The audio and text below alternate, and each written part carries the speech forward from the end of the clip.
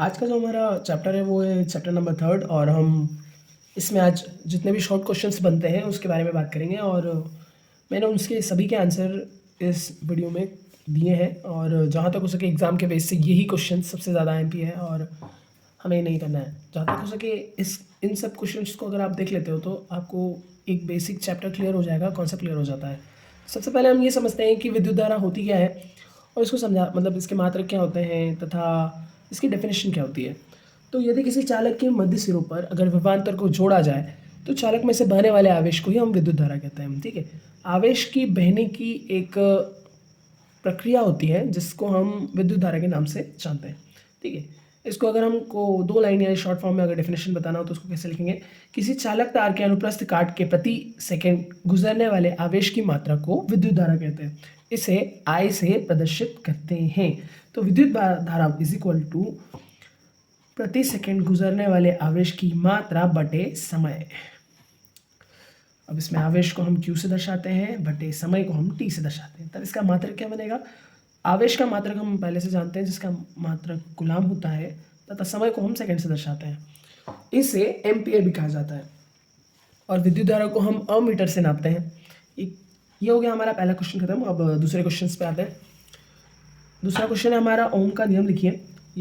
इसमें भी ये भी 2 नंबर के हिसाब से आता है क्वेश्चन। तो इसमें क्या डेफिनेशन बनती है लिखते हैं। यदि किसी चालक तार की भौतिक अवस्था जैसे लंबाई, मोटाई, ताप आदि में परिवर्तन न हो तो उस चालक में बहने वाली धारा का मान उस चालक के सिरों पर लगाए गए विभवांतर के समानुपातिक होता है। यदि इसको अगर हम समझें कि यदि किसी चालक तार के भौतिक अवस्था में अगर कोई परिवर्तन ना किया गया हो, जैसे उसकी लंबाई को ज़्यादा बढ़ाया ना गया हो या थोड़ा उसको ताप देकर उसके क्वथनांक या उसकी मोटाई पर कोई असर ना हो, तब उस चालक में बहने वाली धारा का मान उस पर मतलब कि उस परिपथ में लगे विभवांतर के क्या होगा? समानुपातिक होगा। तो इसको हम अगर ऐसे लिखें कि V इज इक्वल टू या समानुपातिक किसके होगा? I के, जो कि विभवांतर के द्वारा बहने वाली धारा का मान है। तो V is equal to equal का चिन्ह हटता है तो ये समानुपातिक का चिन्ह हटाते हैं तो हम एक R नियतांक लेते हैं जिसे हम आगे चल के प्रतिरोध का नाम देते हैं। ये प्रतिरोध से कहलाता है। R एक प्रतिरोध को दर्शाता है तथा ये इक्वेशन इजी बन जाती है। V is equal to RT RI। यहाँ पर V विभवांतर है, फिर R प्रतिरोध है और I धारा का मान है। ठीक है, अब हम आते हैं तीसरे क्वेश्चन पर। प्रतिरोध किसे कहते हैं तथा प्रतिरोध किन कारकों पर निर्भर करता है? अब इसमें देखते हैं। प्रत्येक चालक का पदार्थ विद्युत धारा के मार्ग में रुकावट डालता है। प्रत्येक चालक का पदार्थ या समझ लो कि एक सुचालक प्रकृति की एक कोई ऐसी चीज़ें होती है जो विद्युत धारा को एक स्थान से दूसरे स्थान तक अपने अंदर से जाने देती है, लेकिन कुछ ऐसे पदार्थ भी होते हैं जो विद्युत धारा को अपने अंदर से गुजरने नहीं देते हैं या एक रुकावट पैदा करते हैं। तो वो विद्युत धारा के लिए एक प्रतिरोध की तरह भांति होते हैं या एक रुकावट की तरह होते हैं।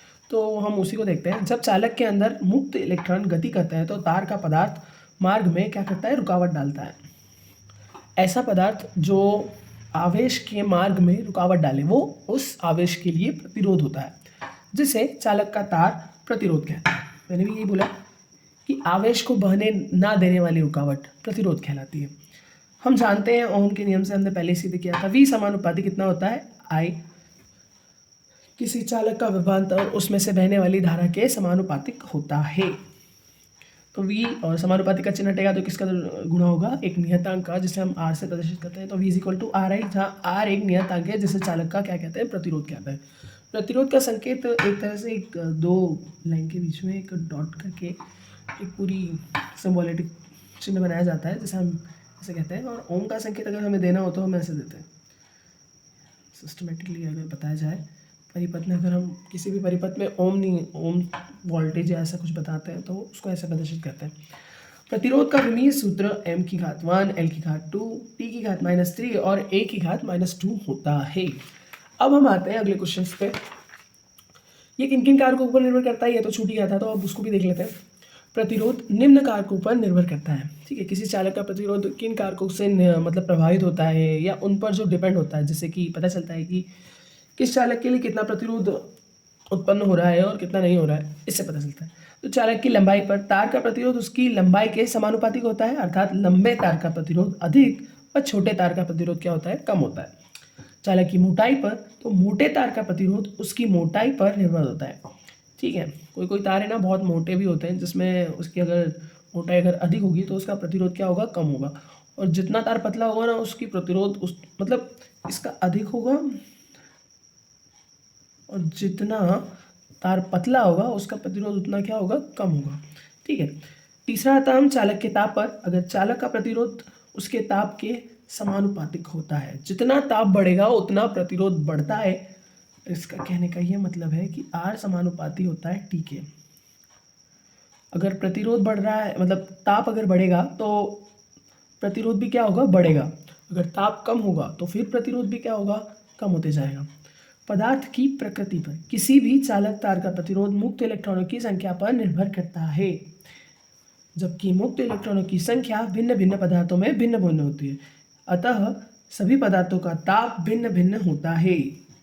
इस लास्ट वाले पॉइंट से हमें ये पता चलता है कि प्रत्येक पदार्थ के लिए प्रतिरोध का मान अलग अलग होगा, क्योंकि उसमें आवेशों की बहने की जो मात्रा होगी एक लिमिटेड फ्लो के हिसाब से होगी। सब में अलग अलग होती है, सभी पदार्थ अलग अलग होते हैं, इसी वजह से। अगला क्वेश्चन हमारा है विशिष्ट प्रतिरोध।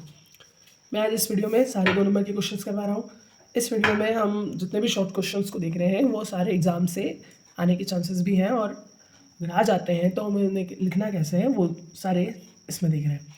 अगला क्वेश्चन है हमारा, विशिष्ट प्रतिरोध किसे कहते हैं तथा प्रतिरोधकता किन कारकों पर निर्भर करती है। तो इकाई लंबाई पर तथा इकाई मोटाई के तार को प्रतिरोध को उसके विशिष्ट प्रतिरोध या प्रतिरोधकता कहा जाता है।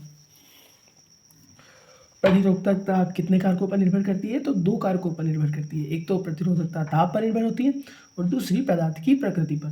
ताप बढ़ाने पर चालक का विशिष्ट प्रतिरोध भी क्या हो जाता है, बढ़ जाता है। तथा दूसरा जो एक पॉइंट बताता है हमें, ये बताता है कि उसकी प्रकृति है ना, सभी पदार्थों की प्रकृति पिछले पॉइंट में भी हमने देखा था कि अगर पदार्थ भिन्न है तो उसकी प्रतिरोधकता या प्रतिरोध भी क्या होगा, भिन्न ही होगा ना। तो इसमें भी वही लिखा है, भिन्न पदार्थों की विशिष्ट प्रतिरोध भिन्न भिन्न होती है, क्योंकि सभी पदार्थों में मुक्त इलेक्ट्रॉनों की संख्या अलग अलग होती है।